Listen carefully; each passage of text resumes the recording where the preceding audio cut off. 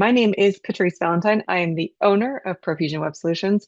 We have been dedicated to doing these weekly 30-minute digital marketing breakdown webinars just to try and stay on top of making sure that our clients and our customers have the latest and greatest information on what is going on in digital marketing.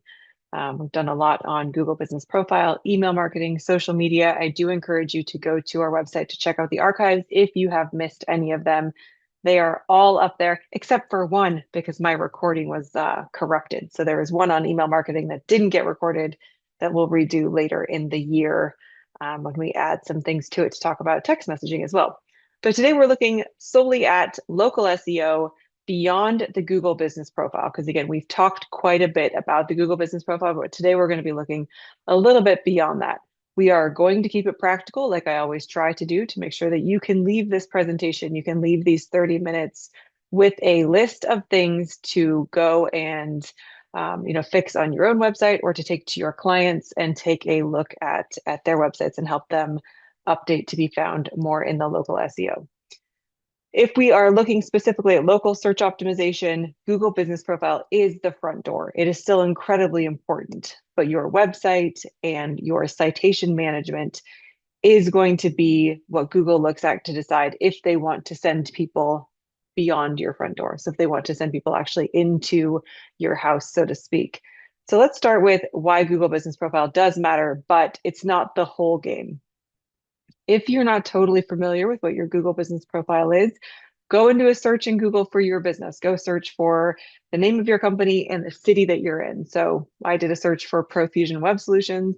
We're in Ferndale. That pulled up the screen that you see on my slide right now on the right-hand side there. It shows me ProFusion's website. It shows me Yelp, Facebook, and Instagram. So three main directories: Yelp, Facebook, and Instagram are what we're going to call the directories there. It shows our website at the very top. On the right-hand side there, where it says ProFusion Web Solutions, it shows our reviews, it shows websites, or our website, all of that information. That is the Google Business Profile. The Google Business Profile is often the first thing that people are going to see. They'll see your reviews, your photos, if you have photos of your products, services, people, the hours that you operate, your services. People use this very quickly to decide if you are the business that might be the one that can solve their problems. Local visibility includes more than just your Google Business Profile. It's going to take a look at your business profile, yes, but also your website, including your service pages and local directories, like what you see when I say the directories for Yelp, for Facebook, and for Instagram. So it's going to take a look at those three things specifically when it's determining whether or not you're going to show up for the searches that matter to you. So for the searches that are actually going to bring you meaningful traffic to your website. So local visibility is really a three-part system. Before I move on to the next slide, I do want to just reiterate that if you're not sure how your business is showing up in citations, so in directories like Yelp or chamberofcommerce.com or yellowpages.com, if you're not sure how your business is showing up, whether or not you're being consistent with your citations, you can go run a free scan. Go to scan.profusionwebsolutions.com and that will run a scan for you. You have to enter in some basic information and it will give you real-time results. So feel free to go give that a try to make sure that your website or that your business is being represented properly. Like I said, local SEO is going to come down to kind of like there's three main things. We're going to call this kind of our three-legged stool. It's going to come down to Google Business Profile, consistency, and service pages. Like I said, I don't want to spend a bunch of time on Google Business Profile. We've done a few webinars on that already. So really, this is just your reminder to go to your Google Business Profile and make sure that you have the proper categories selected for your business, that your hours are correct, including holiday hours. So if you are going to be closed in May for Memorial Day, make sure that you have your holiday hours set properly. Make sure you're adding regular photos to your business, to your Google Business Profile, that you're actively soliciting for reviews, and that your services are listed properly. So this is just your reminder to make sure that your Google Business Profile is kind of is buttoned down for the local search. The next leg of our stool is consistency. We're going to talk pretty extensively about consistency and service pages. But when we talk about consistency, we're talking about those citations consistency. Is your name, address, and phone number? That's what the NAP stands for. Are they correct? Is your website information correct across all of the directories? Are there duplicate listings for your business that show your business listed one of two ways potentially? So making sure that you're consistent across the different directories. And then taking a look at service pages. And what we're looking at there is whether your website makes it obvious what you do, who you help, and where you do it. If we look at these as our stool, if one of these legs is weak, if your Google business profile can't be found or it's not receiving reviews, if your name, address, and phone number consistency is all across the board, or if you're lacking service pages, it's going to be much harder to have your business be showing up in the local search. Let's talk first about consistency. And again, we're talking about citation consistency here. This is the part of local SEO that's not super exciting. It's just making sure that your business name, your address, your phone number, your hours, your website, and your categories, making sure that they match everywhere customers and search engines might be looking to find you. These are directories. Again, if you go and do that scan that I just recommended you do at scan.profusionwebsolutions.com, you're going to see a whole bunch of directories on there that you might personally not ever visit. You might not go to chamberofcommerce.com to look for a business.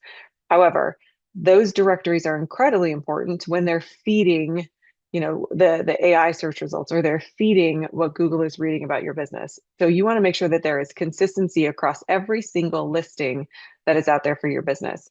We're talking tiny differences on how it's listed. So it could be an old phone number, a different suite format. So if you're in Suite 101 and in one business directory it says suite spelled out SUITE 101, and in another listing it's abbreviated STE, you want to make sure that those are consistent. So you're always using the same address format. And again, you want to make sure that there's no duplicate listings. You're getting rid of anything that is no longer serving your business or not accurate for your business. The main problem here is that if there is inconsistencies, Google can still find your information, but it's less confident about who you are and what you do. Customers can notice this too. So it's not just Google that we're looking at. Inconsistency kind of reads as more potentially sloppy, potentially not as careful with your business as you should be. So we want to make sure that there is no confusion about who you are, what you do, and your location, specifically your name, address, and phone number. So there's a whole bunch of different directories that I mentioned, but let's check and talk about where you should start first. So if I was gonna give you a list of here's what you should do first to make sure your name, address, and phone number are consistent, your citations are consistent, I would first go take a look at your website. On your contact page where you have your address listed, in your footer of your website, is your address listed the same? Making sure that your website is consistent with itself.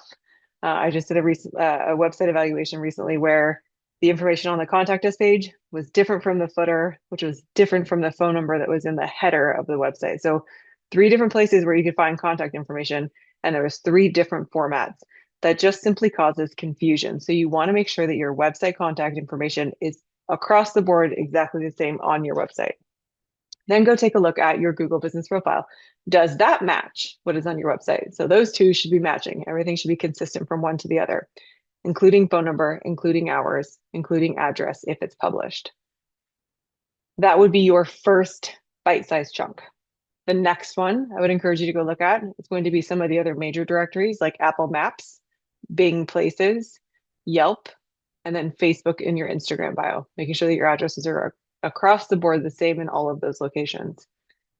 And then lastly, what I'd have you do is go up and clean up any old addresses. So if you do have some, if you're a member of your local Rotary and you have a listing on the Rotary website, for example, make sure that they have your current address, phone number, your name is spelled properly, all of that. So anywhere that there could be some inconsistencies, you want to spend some time going through and cleaning all of those up, including taking care of any broken links or updating categories if the directory has you listed in the wrong category. One more time, want to draw attention to the fact that you can do a free scan. All you have to do is put in your information there. It spits out real-time results. So in real time, you can see how does my citation, or how do my citations look across the internet right now? That will give you a very valid review and accurate review of how your citations are currently looking for your business. So scan.profusionwebsolutions.com. So if we look at our stool again, one leg of the stool is Google Business Profile, one leg of the stool is citations, and the third leg of that stool is what we're going to talk about is service pages. This is literally on your website. If someone goes to your website and they see the page at the top that's called services, what we're talking about now is what shows up underneath that page or on that page when you click on services. A strong service page can make a huge difference in local SEO. So depending on the content that you have on the service page, this can help make or break whether or not your business gets found in the AI search results and in the local search results when someone's even looking at the map pack. Your service page should clearly say what you do, who you help, and where you do it. And you want to do this using real buyer language. So what your customers are actually looking for. We see a lot of business owners trying to get clever and cute, which is fun. I get it. Whimsical. We all need a little bit more whimsy in our lives. But on your website, we don't want to interject any confusion. Our goal is to take away any confusion and increase clarity on who you are and what you do. So each priority service should have its own page if you want Google to understand that service well. Having one generic service page that lists all of your services in like short form paragraphs is not going to be enough if you really want to dominate in the local search engine results for those services. You do want to make the service area obvious, but I think we've probably all seen websites that go a little bit above and beyond in this area where they repeat the formula of maybe the formula would be the service, who it's for, and where. So ours might be digital marketing support for small businesses in Bellingham and beyond. And you might see someone who is overusing some of those geographic terms. So it might say something like ProFusion is a Bellingham-based digital marketing support service for Bellingham-based small businesses in Bellingham and beyond Whatcom County. So you can tell when some of them are just, kind of attempting to stuff in too many keywords in there. So you want to make sure you're using real language that your buyers might actually be using. So include the service area, obviously include the different cities and locations that you serve, but not in a way that would be seen as what we would call keyword stuffing or service area stuffing. So you want to make sure it has what you do, who you help, where you do it in real language. Add the service area, again, without the stuffing, and make sure each main service that you offer has its very own page on your website. On that page, what you're going to want to make sure you include is a headline. So that headline is going to be clear. It's going to be naming exactly what that service is. After that, you're going to have a short opener that says who this service is for and where you provide the service. Right near the top of the page, we want to see some level of proof. This could be a review. It could be a case use example. It could be a case study. It could be pictures of people actually using your product or service. It could be certifications, some kind of proof that shows that you are good at this service that you're providing, that it would be a good decision for the person visiting your website to hire you to do, the service of the page that they're on. You want to have some level of expectation setting. This could be literally a what to expect section on your site. It could be a process section that shows here's our process in 3 steps, in 5 steps, or whatever it is. Here's how we work. So some level of expectation setting. And then we want to have those frequently asked questions that answer the questions that people are really asking. These are things, and again, if you've sat in on any of these webinars before, these are questions that people are going to be using to find your website. So any question that you can answer on the FAQ page is just going to help Google. It's going to help any of the AI models when they're trying to find out more information about who you are or the services that you're offering. It's going to help anyone trying to scrape content from your website to be able to pull you and your website up into those results. So while we don't always love answering questions about, hey, how much does it cost for ProFusion to build a website? I did that search in ChatGPT. I asked it how much it costs to have ProFusion build a website. And because we don't publish our price list, it's not published on the front end of our website, it made up an answer. So it's simply, if we don't provide the answers. So if we're not providing ChatGPT or any of the other AI models with the answers, or if we're not providing it to Google on our website, we are now living in the age where it's going to make up the answers with some, maybe a caveat, maybe. And it said on ours that we charge anywhere, I think it was, it's in one of the last presentations, but I think it was anywhere from $29 to $250,000 for a website, which I mean, pretty broad range. So I guess, some accuracy in there, but that gave me some insight in that we need to do a better job of answering this question so that if one of our customers is asking that question, they are able to find the information that they're looking for. As a business owner, this is a tricky one because I don't want my competitors to necessarily know what we're charging. For a long time, that was something that I felt like we needed to just kind of hold to ourselves. And if someone wanted to know, they could reach out to us, request an estimate, and we would give that information based on a back and forth conversation.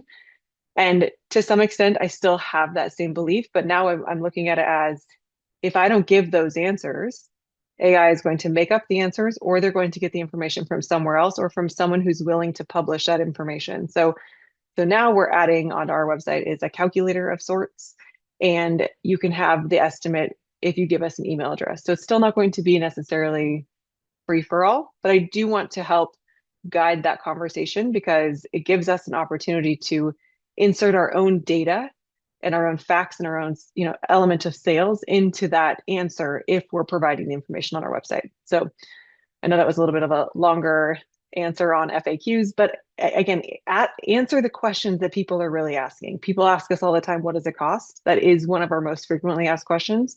So it does behoove us to answer that and put that on our website. And then on every service page, you want to end with a very clear call to action. And again, the call to action, if you were on last week's webinar, this could vary based on the page. One of our calls to action on our search engine optimization page might be a free SEO audit. That might be our call to action that seems very natural on that page. On a page about hosting, it might be a checklist on, here's how to tell if your website host is working for you. Here's a 10-point checklist. Boom, our call to action is download the checklist. So your call to action doesn't have to be the same on every page, and it should be relevant to the stage in which your buyer is actually in. So if they're close to buying now, then you want to have that book a call, buy now. You want to have the request an estimate feature. If they are just fact finding and they are just trying to get more information from you, you want to have that more educational call to action. But having one on every single service page is going to be very important. Now let's take a look. If you go to your website right now and you're just doing a quick gut check and you want to see if you're able to answer these questions, go to your website and just as unbiased as you possibly can, take a look at one of your service pages and say, answer these 4 questions. If someone searched for this service today and landed on this page, would the page obviously match their need? Can they identify their problem in your website? Can they identify that you would understand and be able to answer the problem that they have?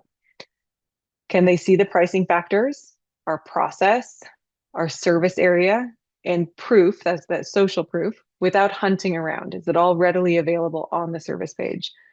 Does the page answer those real questions? And would they know what to do in under 10 seconds? So once they've landed on the page and they see that headline, are we driving it home and answering the questions and then telling them what we want them to do next? Are we providing that level of guidance? If the answer is no, or maybe, or kind of to these, this might be a really good place for you to start, is on your services pages.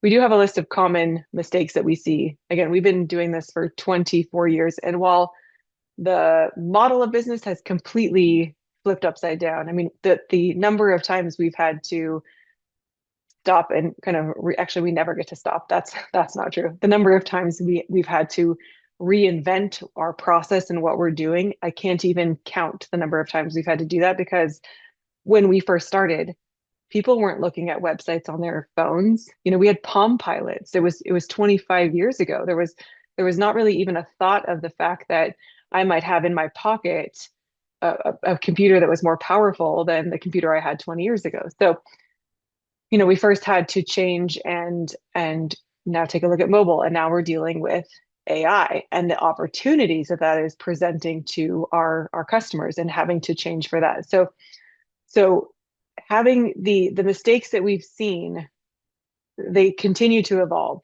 But one of them that we see across the board is uh, not having enough on your website.